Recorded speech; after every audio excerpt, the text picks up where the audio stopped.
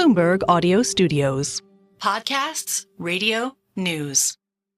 Hovering hundreds of miles above Earth is the largest single constellation of satellites. It's called Starlink. Falcon, Starlink, LD is go for launch. And there is that call out that we are go for launch. Watch as Falcon 9 takes our stack of Starlink satellites into orbit. Starlink is part of Elon Musk's company, SpaceX. Its thousands of satellites provide internet all over the world through portable kits about the size of a home computer monitor. The idea is to reach even the hardest to reach places where other providers can't operate or don't. On its website, Starlink proclaims that it's available almost everywhere on Earth, and that's a big selling point for the service. But there are some places Starlink isn't supposed to be. If you look at Starlink's website, they have a very good map of global coverage. They dutifully have certain countries blacked out, or they'll have dates when Starlink services will become available, and some of the countries where it's more controversial, they will have no date available. That's Alan Crawford, a senior editor at Bloomberg. Some of those blacked out countries he's talking about represent places where Starlink services don't have a licensing agreement, haven't been approved by their governments, or where the devices have been barred for sale because of US sanctions. But a Bloomberg investigation has found that those barriers haven't stopped Starlink's kits from getting into the hands of folks on the ground through a burgeoning black market. What really struck me was the extent of this issue, that it's not just an isolated case here and there, it's pretty much everywhere.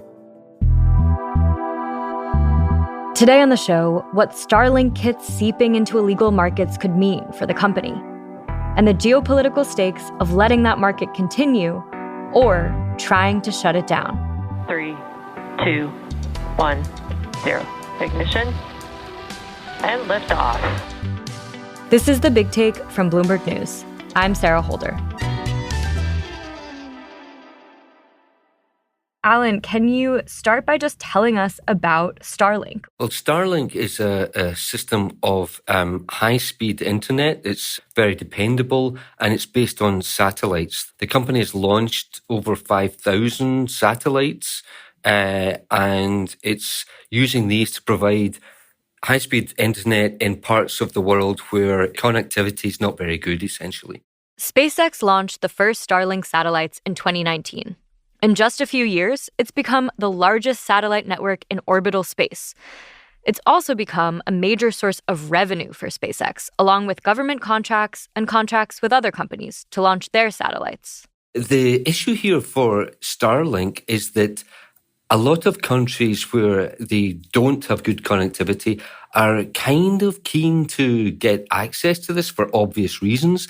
But at the same time, they're not willing to just freely give over control to the company. And this has led to an issue that it's come up in the reporting for this story, that there are many countries around the world where there's no licensing agreement between the government and Starlink. And the trouble is that people are turning to the black market to obtain Starlink devices anyway. Your reporting found that Starlink terminals have ended up in places that are under US sanctions, where Starlink is barred from operating, or just where Starlink does not have a licensing agreement. Can you give us a brief overview of what your team found is happening? Yeah, I mean, the Starlink kits, these are the kind of dish and receiver. They're widely advertised over social media usually, like in WhatsApp groups, on Facebook groups.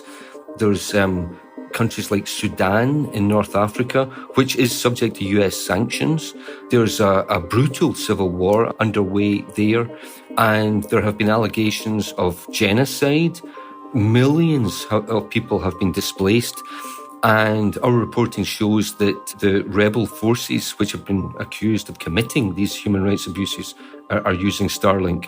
Because again, this is like a vast country with poor internet systems in parts, but the internet's been brought down and the two sides are, accusing each other of having done that.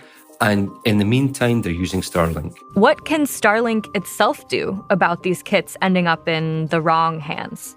Well, that is really the nub of the matter. We put a set of quite extensive questions to Starlink, and they have yet to respond. Nevertheless, people we spoke to who are experts in the industry, who work in the industry, they said that it is feasible to geolocate these systems. As soon as they're activated, you can see where they are. In theory, you flick the switch and you turn it off. Right. I mean, is that something they've done in the past? They have that capability? Have they used it? What we were told was that they have moved against illegal use in South Africa. And so the technicalities of how they're doing that, I'm not clear, but they have attempted to clamp down on the illegal use there. But equally, we were told that it hadn't been very successful, that they had only managed to shut down some 10% of the terminals that were in use. Sudan is just one of the conflict-torn countries where Starlink terminals are being used, and where they're banned. It's not just that militias want communications devices, it's also that ordinary people need access to the internet.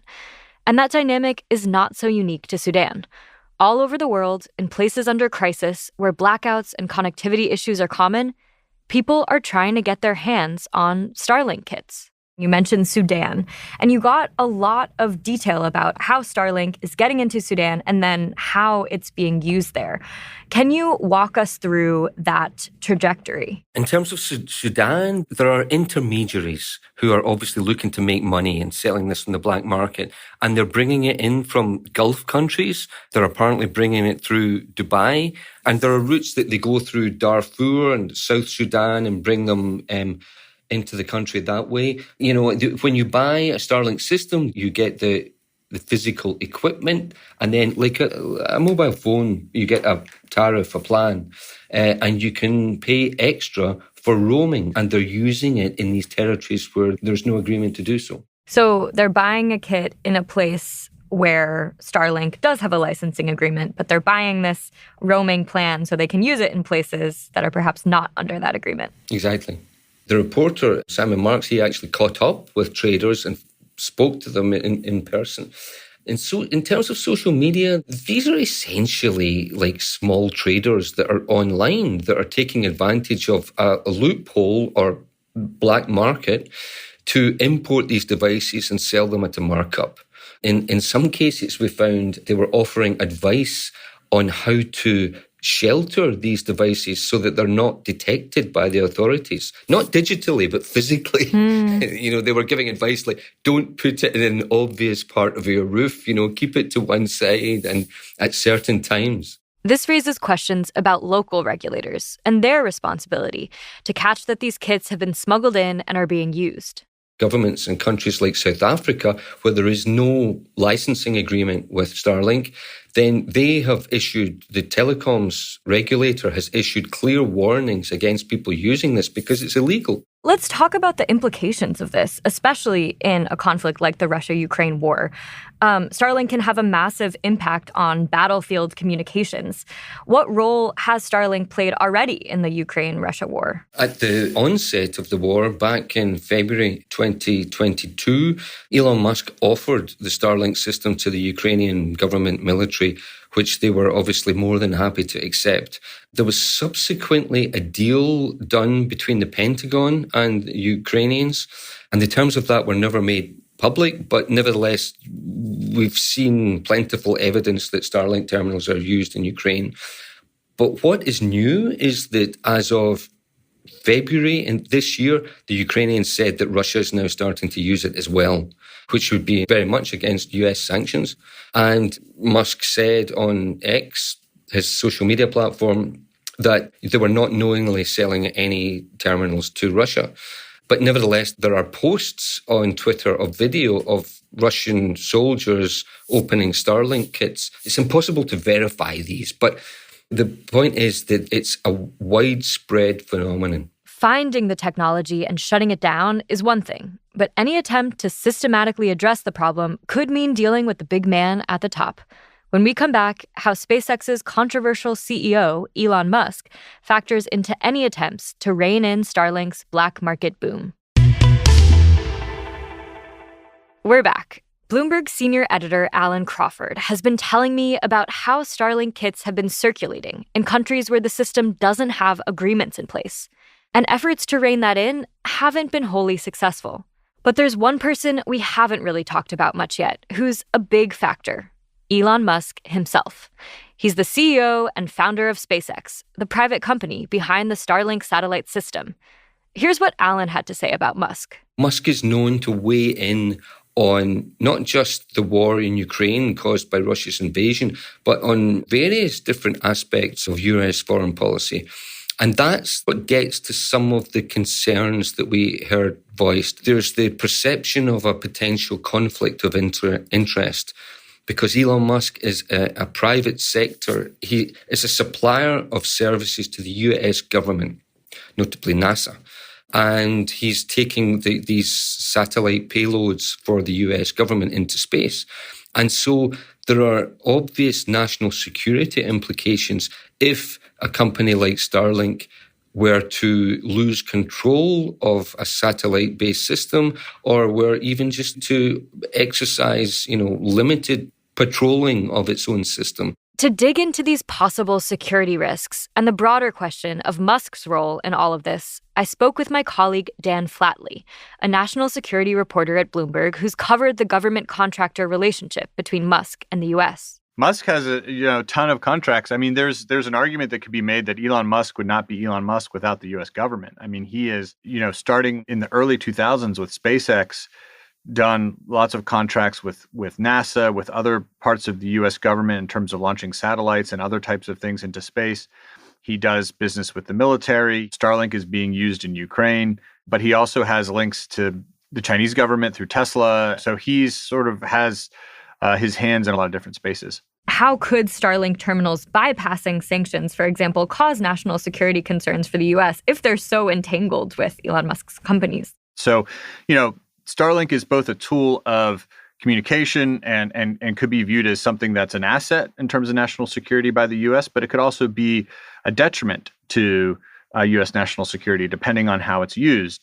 And when you have someone who's as unpredictable and mercurial as Elon Musk is, but is also so technically proficient and offers a service that nobody else offers, you're sort of right on the bleeding edge of what could be used for good or what could be used for ill. And I think that what U.S. national security officials that we talk to in Washington, D.C. feel like is that they don't have enough of a sense of where Elon Musk is on any given day on a lot of these issues, that he is both a trusted partner and somebody that that U.S. national security officials are somewhat wary of at the same time. But there's no alternative really to him for a lot of things, especially, again, SpaceX and stuff like Starlink. There's not a lot of other comparable sort of providers out there. What could it mean for Musk and his companies if they aren't able to address this issue, if it does become more of a priority of the U.S. government to stop this and Starlink isn't able to stop it? That's a really good question. I think you have to start with the question of, does the U.S. government want to stop this? And it's not totally clear whether they do, because there are some instances where the U.S. government actually wants to encourage the use of Starlink in some countries, whether it's Ukraine or Iran potentially. There is a school of thought that more communication in some of these countries is better because it sort of opens it up to U.S. markets and sort of the U.S. way of thinking about certain things. I think the question is, are these terminals being used for military operations? Are they being used to coordinate attacks? Are they being used in some way that would represent a significant threat to national security? And at that point, does the government have a vested interest in getting involved?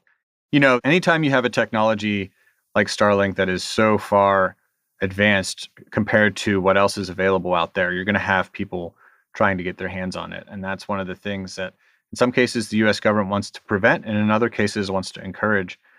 Take Venezuela, for instance, where Starlink terminals are showing up.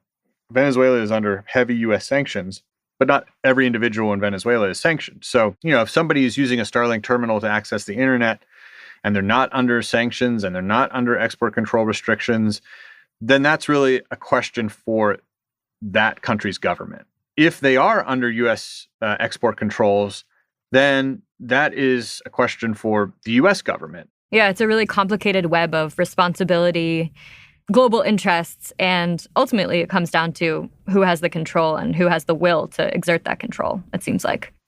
Yeah, absolutely. And again, this is not a traditional company. This is not a traditional individual that you're dealing with. I think by any metric, Elon Musk is not your typical, entrepreneur. He's very outspoken. He's very unpredictable. And at the end of the day, the US government in this case, is relying on him for a lot of different things and is not able to exert as much control over his activities as it might in a more traditional relationship. This is The Big Take from Bloomberg News. I'm Sarah Holder.